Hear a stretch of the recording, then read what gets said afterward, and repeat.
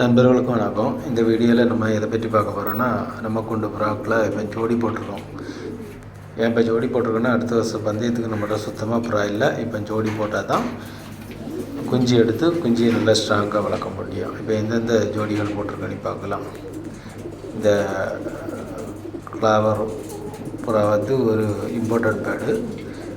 அதுக்கும் நம்ம கூண்டில் 500 கிலோமீட்டர் பறந்த ஒரு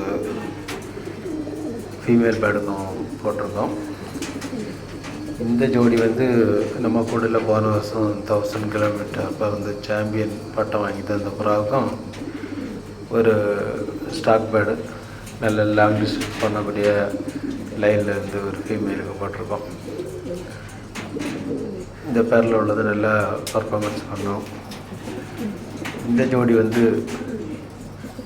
ஒரு 500 கிலோமீட்டர் எங்கள் கூண்டில் பறந்த புறாயும் இன்னொரு 500 கிலோமீட்டர் பறந்த இம்போர்ட்டட் லைனில் உள்ள ப்ரீடையும் மிக்ஸ் பண்ணியிருக்கோம்.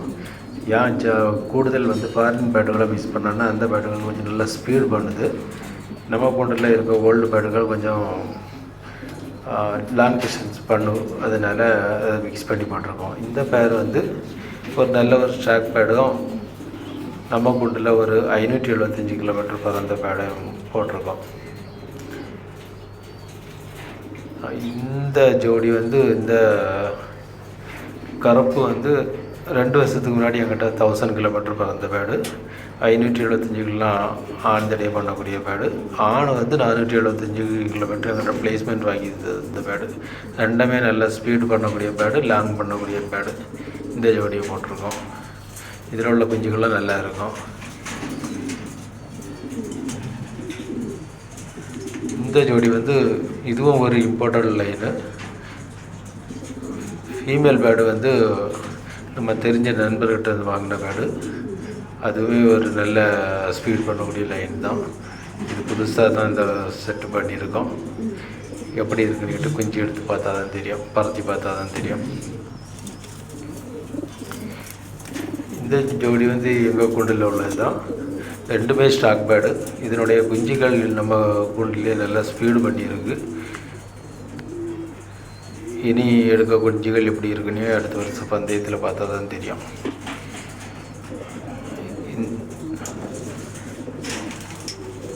அடுத்ததில் நம்ம போட்டிருக்கக்கூடிய ஜோடி கழிஞ்ச வருஷம் 500 கிலோமீட்டர் பறந்த பேர்டு.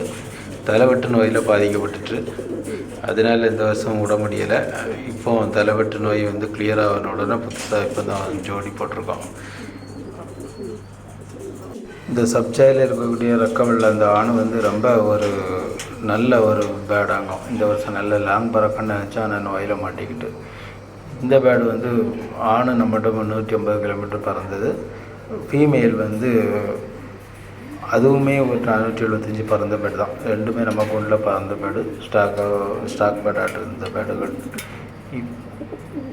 இந்த ஜோடி ரெண்டுமே யங் பேர்டு தான். ரெண்டுமே ஒரு நல்ல லைனேஜில் உள்ள பேர்டு. இந்த வருஷம் பந்தயம் விடாததுனால இந்த 2 யங் பேர்டும் நம்மகிட்ட நோயில் தப்பி கிடந்து. அதனால் இது ஒரு செட்டு குஞ்சு எடுத்து பார்த்துட்டு அடுத்த வருஷத்துக்கு இந்த பேர்டோட பந்தயத்தில் இறக்கி பார்க்கணும். ஓல்டு பேர்டாட்டு இந்த 2 தான் அடுத்த வருஷம் பந்தயத்துக்கு எடுக்க முடியும். மீதி எல்லாம் நம்மளுக்கு ஸ்டாக் பேர்டாட்டு தான் இருக்குது.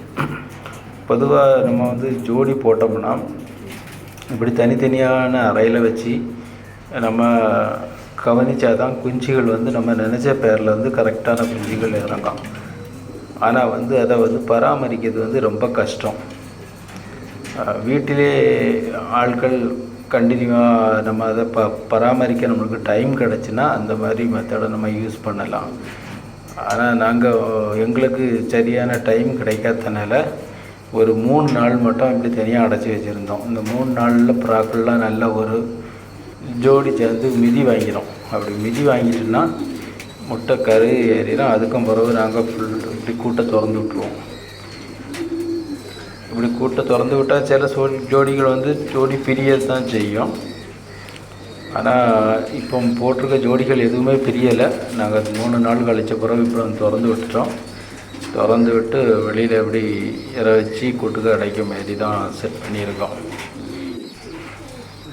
இந்த மாதிரி ஜோடி போட்டதுனால என்ன ஒரு நல்ல விஷயம் நடக்குன்னா, பேரண்ட் பேர்டுகள் அந்தளவு வீக் ஆகாது, கொஞ்சம் ஹெல்த்தியாக இருக்கும். வீக்காக வர நம்ம ஈஸியாக கண்டுபிடிச்சிக்கிடலாம். ரீமார்க்கு என்னென்னா, சில ஜோடிகள் வந்து ஜோடி பிரியம், சில ஆண்கள் வந்து அடுத்த ஃபீமேலை போய் மிதிக்கிறதுனால நம்மளுக்கு நம்ம நினச்ச குஞ்சு எடுக்க முடியாது. அந்த ஒரு பெரிய மிஸ்டேக் நடக்கும். இருந்தாலும் நம்ம வந்து நம்ம சேஃப்டியை தான் பார்க்கணும். நம்மளுக்கு புறாக்களை பராமரிக்க கிடைக்கக்கூடிய டைமே கொஞ்சம் நேரம்தான்.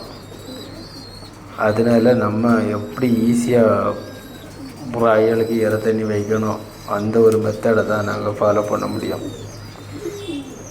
டைம் இருக்கக்கூடிய ஆட்கள் தனித்தனியாக அடைச்சி வச்சு எடுக்கிறது தான் நல்ல பெஸ்ட்டு. இந்த இன்னொரு ப்ராப்ளம் என்னென்னா, இப்போ ஓப்பன் பண்ணி விட்டோன்னே இந்த அறை பிடிக்கிறதுல கொஞ்சம் புறாக்கள்லாம் பயங்கரமாக சண்டை போடும்.